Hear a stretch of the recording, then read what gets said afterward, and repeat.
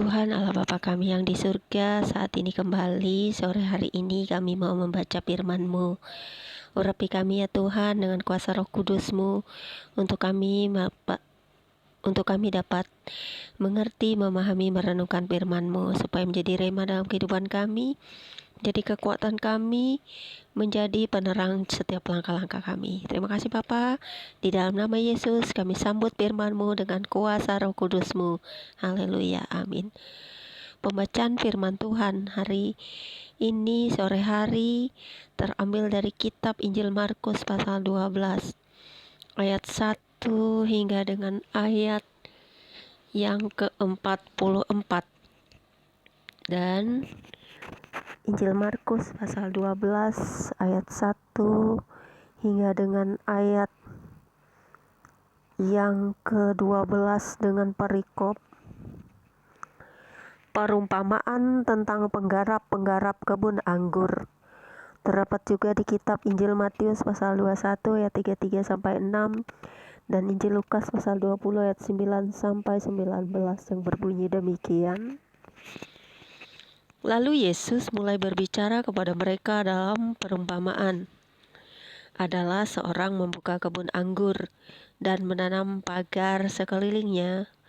Ia menggali lubang tempat memeras anggur dan mendirikan menara jaga. Kemudian ia menyewakan kebun itu kepada penggarap-penggarap lalu berangkat ke negeri lain. Dan ketika sudah tiba musimnya, ia menyuruh seorang hamba kepada penggarap-penggarap itu untuk menerima sebagian dari hasil kebun itu dari mereka. Tetapi mereka menangkap hamba itu dan memukulnya, lalu menyuruhnya pergi dengan tangan hampa. Kemudian ia menyuruh pula seorang hamba lain kepada mereka. Orang ini mereka pukul sampai luka kepalanya dan sangat mereka permalukan. Lalu ia menyuruh seorang hamba lain lagi, dan orang ini mereka bunuh. Dan banyak lagi yang lain. Ada yang mereka pukul dan ada yang mereka bunuh. Sekarang tinggal hanya satu orang anaknya yang terkasih. Akhirnya ia menyuruh dia kepada mereka, katanya, "Anakku akan mereka segani." Tetapi penggarap-penggarap itu berkata seorang kepada yang lain, "Ia adalah ahli waris, mari kita bunuh dia. Maka warisan ini menjadi milik kita." Mereka menangkapnya dan membunuhnya, lalu melemparkannya keluar kebun anggur itu. Sekarang apa yang akan dilakukan oleh tuan kebun anggur itu? Ia akan datang dan membinasakan penggarap-penggarap itu, lalu mempercayakan kebun anggur itu kepada orang-orang lain. Tidak, pernahkah kamu membaca nas ini? Batu yang dibuang oleh tukang-tukang bangunan telah menjadi batu penjuru. Hal ini terjadi dari pihak Tuhan, suatu perbuatan ajaib di mata kita. Lalu mereka berusaha untuk menangkap Yesus karena mereka tahu bahwa merekalah yang dimaksudkannya dengan perumpamaan itu. Tetapi mereka takut kepada orang banyak, jadi mereka pergi dan membiarkan dia. Kemudian Injil Markus pasal 12 ayat 13 hingga dengan ayat yang ke-17 dengan perikop baru.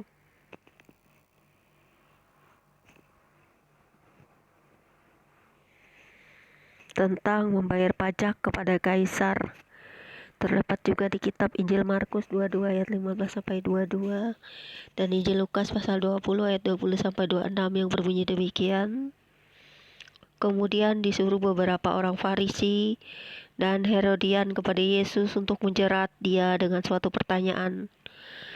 Orang-orang itu datang dan berkata kepadanya, "Guru, kami tahu engkau adalah seorang yang jujur dan engkau tidak takut kepada siapapun juga, sebab engkau tidak mencari muka, melainkan dengan jujur mengajar jalan Allah dengan segala kejujuran. Apakah diperbolehkan membayar pajak kepada kaisar atau tidak? Haruskah kami bayar atau tidak?" Tetapi Yesus mengetahui kemunafikan mereka, lalu berkata kepada mereka, "Mengapa kamu mencobai aku?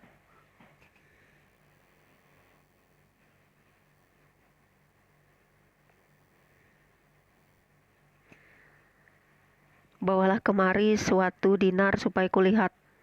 Lalu mereka bawa. Maka ia bertanya kepada mereka, gambar dan tulisan siapakah ini?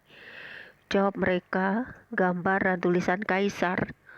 Lalu kata Yesus kepada mereka, berikanlah kepada Kaisar apa yang wajib kamu berikan kepada Kaisar, dan kepada Allah apa yang wajib kamu berikan kepada Allah. Mereka sangat heran mendengar dia.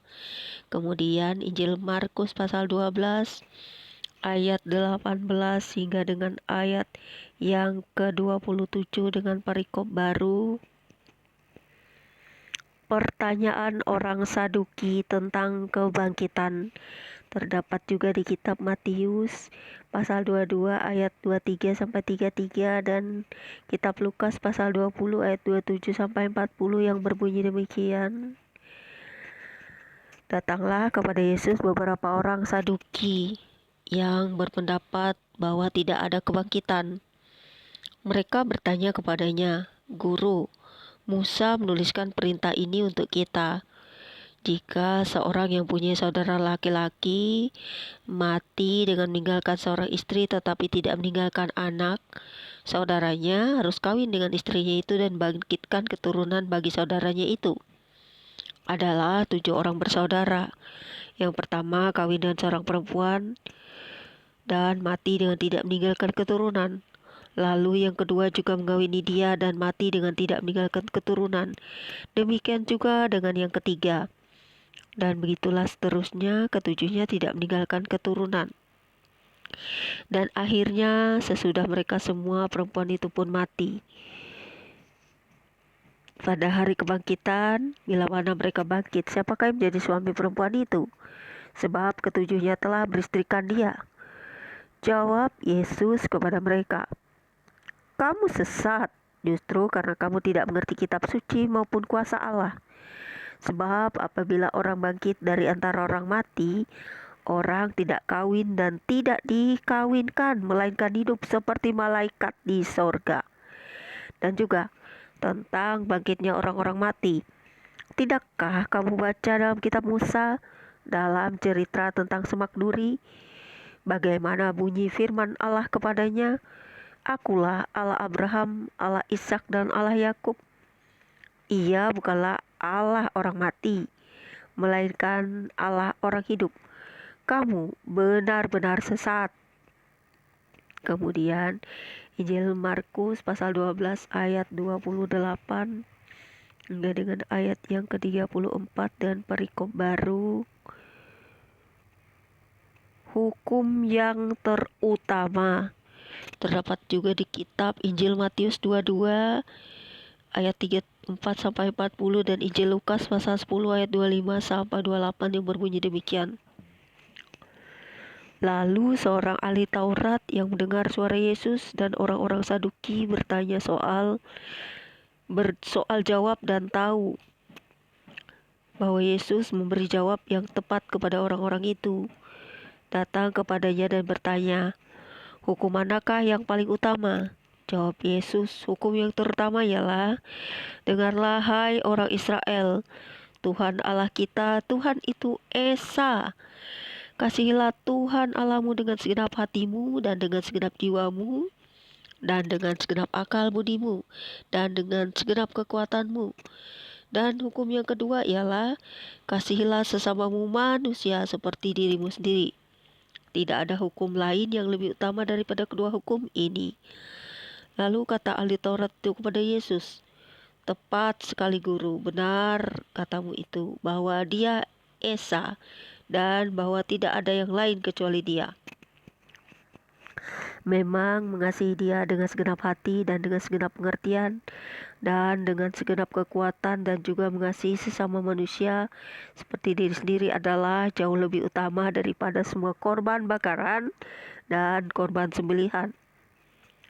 Yesus melihat bagaimana bijaksananya jawab orang itu dan dia berkata kepadanya, engkau tidak jauh dari kerajaan Allah. Dan seorang pun tidak berani lagi menanyakan sesuatu kepada Yesus. Kemudian Injil Markus pasal 12 ayat 35 sampai dengan ayat 37 dengan perikop baru. Hubungan antara Yesus dan Daud terdapat juga di kitab Matius pasal 22 ayat 41 sampai 46 dan kitab Lukas pasal 20 ayat 41 sampai 44 yang berbunyi demikian. Pada suatu kali ketika Yesus mengajar di bait Allah, ia berkata, "Bagaimana ahli-ahli Taurat dapat mengatakan bahwa Mesias adalah anak Daud?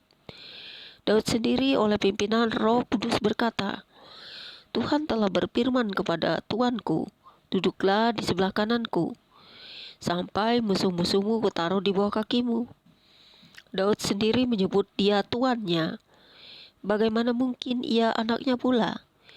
Orang banyak yang besar jumlahnya mendengarkan dia dengan penuh minat. Kemudian Injil Markus pasal 12 ayat 38 hingga ayat yang ke-40 dengan perikop baru. Yesus menasihatkan supaya hati-hati terhadap ahli-ahli Taurat. Terdapat juga di kitab Matius 23 ayat 5 sampai 7 dan Lukas 20 ayat 45 sampai 47 yang berbunyi demikian. Dalam pengajarannya Yesus berkata, "Hati-hatilah terhadap ahli-ahli Taurat yang suka berjalan-jalan memakai jubah panjang dan suka menerima penghormatan di pasar, yang suka duduk di tempat terdepan di rumah ibadat dan di tempat terhormat dalam perjamuan, yang menelan rumah janda-janda, sedang mereka mengelabui mata orang dengan doa yang panjang-panjang. Mereka ini pasti akan menerima hukuman yang lebih berat." Kemudian Injil Markus pasal 12 ayat 41 sampai dengan 44 dengan perikop baru, persembahan seorang janda miskin. Terdapat juga di kitab Lukas 21 ayat 1 sampai 4 yang berbunyi demikian. Pada suatu kali Yesus duduk menghadapi peti persembahan dan memperhatikan bagaimana orang banyak memasukkan uang ke dalam peti itu. Banyak orang kaya memberi jumlah yang besar. Lalu datanglah seorang janda yang miskin, dan ia memasukkan 2 peser, yaitu 1 duit.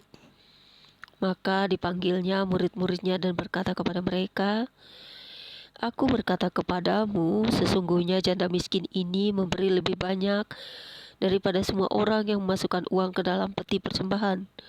Sebab mereka semua memberi dari kelimpahannya, tetapi janda ini memberi dari kekurangannya, semua yang ada padanya, yaitu seluruh nafkahnya." Amin firman-Mu sore hari ini Tuhan, dahsyat sungguh luar biasa. Kami dapat mengerti, memahami apa yang Kau katakan melalui firman-Mu sore hari ini. Biarlah ini selalu melekat dalam jiwa, hati, dan hidup kami, supaya kami juga dapat mengerti, memahami, merenungkannya, dan kami juga dapat menjadi pelaku-pelaku firman yang hidup.